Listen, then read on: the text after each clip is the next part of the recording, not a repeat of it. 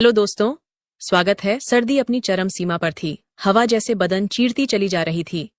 आसमान में घने बादल थे और हल्की बूंदाबांदी ने ठंड को और बढ़ा दिया था। मैं, प्रिया, एक अकेली विधवा, अपने छोटे से घर में हीटर के पास बैठी थी। मेरे पति को गुजरे 3 साल हो चुके थे और अब यह घर ही मेरी दुनिया थी। बाहर होटल का माहौल था, लोग आते जाते, हंसी मजाक, लेकिन मेरा जीवन अब एक सन्नाटे में सिमट चुका था। रात के करीब 11 बज रहे थे। तभी अचानक मेरे दरवाजे पर जोर जोर से दस्तक हुई। एक पल के लिए मेरा दिल कांप गया। इस सुनसान रात में इतनी तेज दस्तक? मैंने हिम्मत जुटाई और दरवाजे के पास जाकर धीरे से पूछा, कौन है? बाहर से एक कांपती हुई आवाज आई, भाभी जी, मैं सूरज हूं।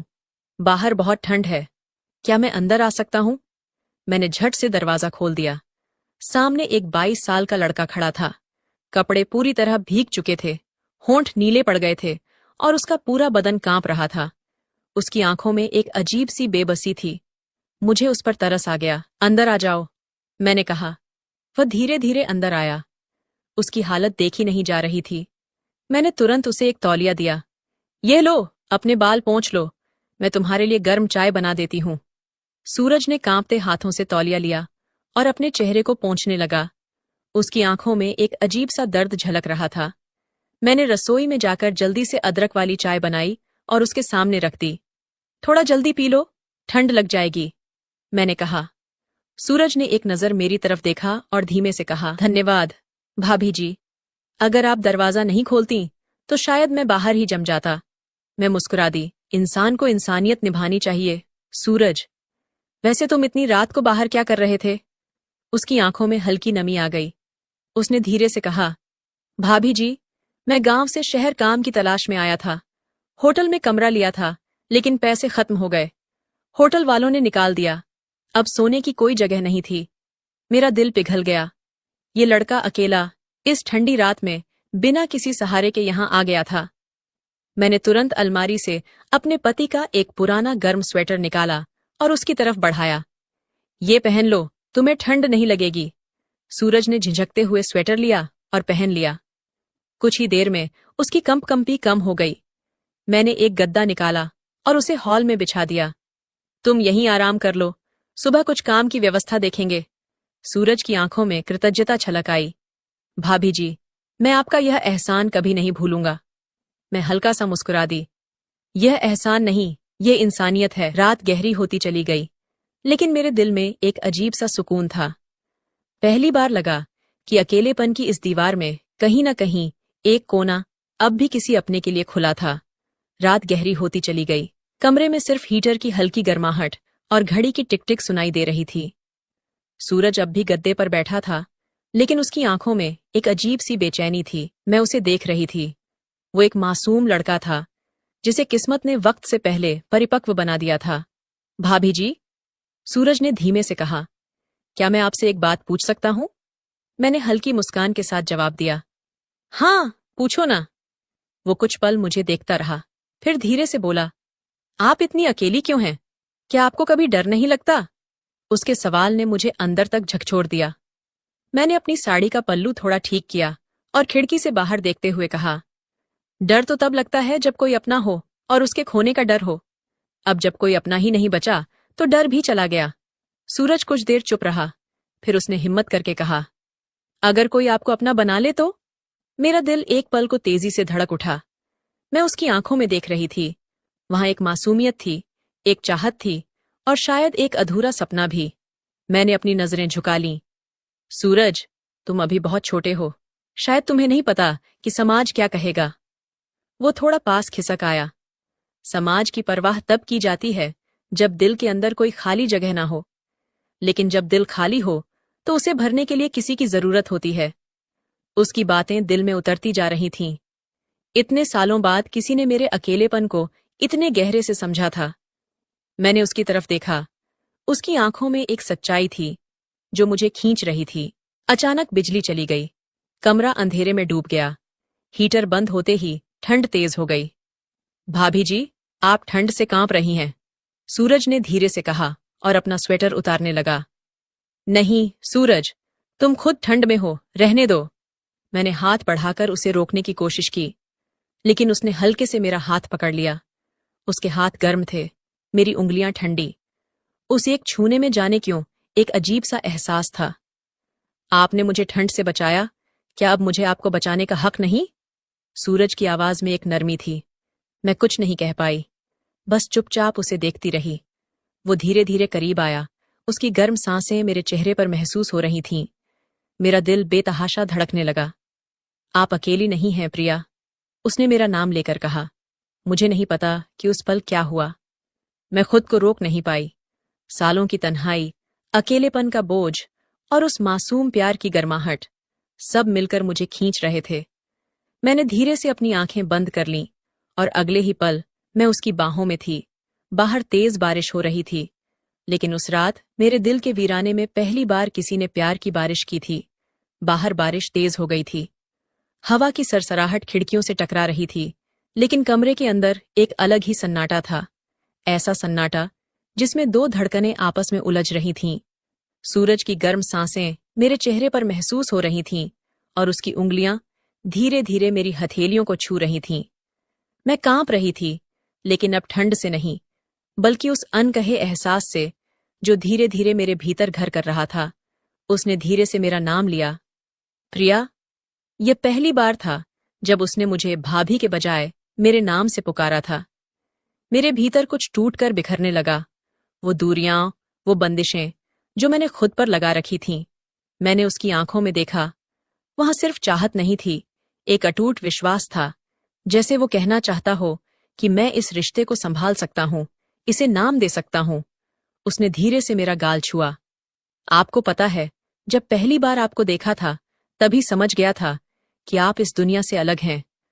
आपके भीतर जो दर्द है, वो मैंने महसूस किया है, और मैं चाहता हूं कि आपको कभी वो दर्द दोबारा ना सहना पड़े। मैं कुछ नहीं कह पाई। मेरे होंठ सूख रहे थे, लेकिन दिल में एक अजीब सी नमी थी। सालों बाद किसी ने मेरे जज्बातों को समझा था। सूरज ने धीरे से मेरे चेहरे के पास आकर फुसफुसाया, क्या मैं आपके करीब आ सकता हूं? मैंने अपनी आंखें झुका लीं। यह इजाजत थी या मेरी कमजोरी, मैं खुद नहीं समझ पाई। लेकिन अगले ही पल उसने मुझे अपनी बाहों में भर लिया। उसकी बाहें मजबूत थीं, लेकिन उसमें एक सुरक्षा का एहसास था। ऐसा नहीं लगा कि कोई मुझे काबू कर रहा है, बल्कि ऐसा लगा जैसे कोई मुझे टूटने से बचा रहा है। मैंने अपनी हथेलियां उसकी छाती पर रखीं और उसकी दिल की धड़कनों को महसूस करने लगी। वो तेज थी, उतनी ही तेज जितनी मेरी। प्रिया, सूरज ने फिर मेरा नाम लिया। मैंने धीरे से उसकी ओर देखा। उसकी आंखों में वही सवाल था जो मेरे दिल में था। मैं कुछ कहती, उससे पहले ही उसने अपने होंठ मेरे माथे पर रख दिए। एक गर्म एहसास मेरे भीतर उतर गया। मैंने अपनी आंखें बंद कर लीं और उसकी बाहों में खुद को और भी ज्यादा समेट लिया। उस रात बारिश के हर बूंद के साथ मेरे दिल के वीराने में प्यार की कोपलें फूट रही थीं। सालों की तन्हाई उस एक लम्हे में खत्म हो गई। अब मैं अकेली नहीं थी। अब मेरे पास मेरा अपना सूरज था, जो मेरी हर अंधेरी रात को रोशन करने वाला था। उस रात के बाद बहुत कुछ बदल गया था। मैं अब भी वही प्रिया थी जो अकेली रहती थी, लेकिन अब मेरा अकेलापन उतना भारी नहीं लगता था। सूरज के आने से मेरी दुनिया में एक हल्की गर्माहट आ गई थी। सुबह जब मैंने आंखें खोलीं, तो सूरज पहले से जाग चुका था। वह खिड़की के पास खड़ा बाहर गिरती बूंदों को देख रहा था। मैंने धीरे से उसे पुकारा, सूरज। वह मेरी तरफ मुड़ा और उसकी आंखों में वही नरमी थी जो मैंने रात को देखी थी। वह मुस्कुराया, आप सो गई थीं, इसलिए मैंने आपको उठाया नहीं। मैंने सिर झुका लिया। एक अजीब सी शर्म मेरे अंदर समा गई थी। शायद ये वही एहसास था जो सालों से मेरे दिल में कहीं दबा हुआ था। वह धीरे से मेरे पास आया और जमीन पर घुटनों के बल बैठ गया। उसने मेरा हाथ अपने हाथों में लिया। प्रिया, मैंने रात को कुछ महसूस किया, और मुझे लगता है कि आप भी वही महसूस कर रही थीं। मैंने उसकी ओर देखा। उसकी आंखों में सच्चाई थी। वह कोई झूठा दिलासा नहीं दे रहा था। वह वाकई मेरी तन्हाई को समझता था। लेकिन सूरज, उम्र का फासला, समाज क्या कहेगा? मेरे लफ्ज कांप रहे थे। सूरज ने हल्के से मेरे हाथों को दबाया। प्रिया, प्यार उम्र नहीं देखता, ये सिर्फ दिल देखता है। अगर आपको लगता है कि मैं आपको सच्चा सुख नहीं दे सकता, तो मैं अभी चला जाऊंगा। लेकिन अगर आपके दिल के किसी कोने में भी मेरे लिए कोई जगह है तो प्लीज अपने डर को हावी मत होने दो। मेरी आंखों में आंसू आ गए। कितने सालों से मैं इस पल का इंतजार कर रही थी। कोई तो हो जो मुझसे बिना शर्त प्यार करे, जो मेरी तन्हाई को समझे, जो मुझे फिर से जीना सिखाए। मैंने धीरे से उसका हाथ थाम लिया। ये मेरा जवाब था। सूरज के चेहरे पर एक हल्की मुस्कान आई। उसने धीरे से मेरा हाथ अपने होंठों से लगा लिया। एक गर्माहट मेरी रगों में दौड़ गई। तो क्या मैं अब आपके साथ हमेशा रह सकता हूं? उसने धीरे से पूछा। मैंने आंखें बंद कर लीं और सिर हाँ में हिला दिया। उसने मुझे अपनी बाहों में भर लिया। ये एहसास, ये अपनापन, शायद पहली बार मैंने किसी को इतने करीब से महसूस किया था। उस दिन पहली बार सूरज निकला था, न सिर्फ आसमान में बल्कि मेरी जिंदगी में भी।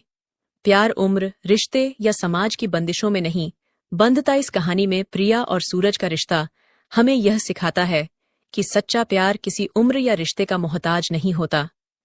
जब दो इंसान एक दूसरे की भावनाओं को समझते हैं तो समाज की सोच उनके प्यार से बड़ी नहीं हो सकती। अकेलेपन को दूर करने के लिए नए रिश्तों को अपनाना जरूरी है। प्रिया ने अपने अकेलेपन को अपनी जिंदगी का सच मान लिया था, लेकिन सूरज ने आकर उसे महसूस कराया कि इंसान को प्यार और अपनापन पाने का हक हमेशा रहता है। अगर कोई हमारी तन्हाई को समझे और हमें खुशी दे सके तो हमें उस एहसास को अपनाने से डरना नहीं चाहिए। प्रिया ने सूरज के लिए दरवाजा खोला क्योंकि उसने इंसानियत दिखाई। हमें भी जरूरतमंदों की मदद करने से पीछे नहीं हटना चाहिए, क्योंकि कभी कभी हमारी एक छोटी सी मदद किसी की जिंदगी बदल सकती है।